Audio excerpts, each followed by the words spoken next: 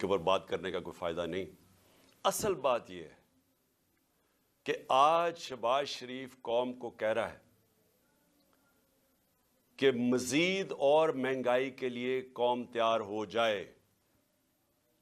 میں سب سے پہلے سوال شہباز شریف سے پوچھتا ہوں کہ کیا آپ کو پتہ ہے یہ سوشل میڈیا کا زمانہ ہے؟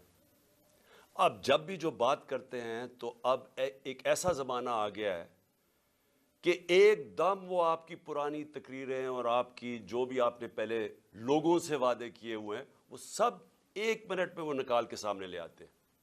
یہ ہے سوشل میڈیا کا زمانہ.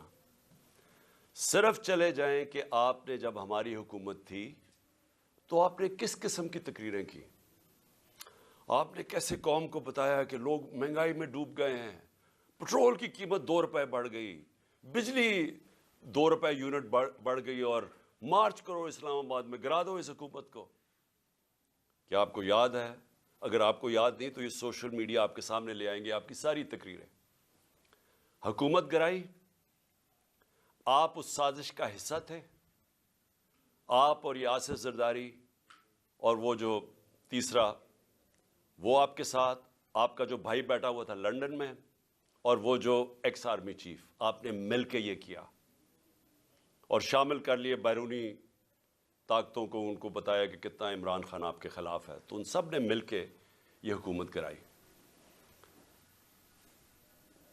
آپ نے وعدہ کیا کہ ایک دم ملک ٹھیک ہو جائے گا, ایک دم خوشحالی آ جائے گی.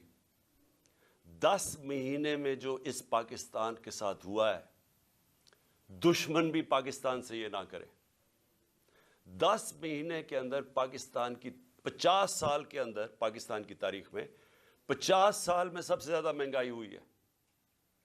ہم جب گئے تھے, جب آپ نے پوری 3 لانگ مارچز ہوئی مہنگائی کے خلاف, آپ کی ساری پی ڈی ایم نے کی, تو تب 12 سے 12.5% مہنگائی تھی.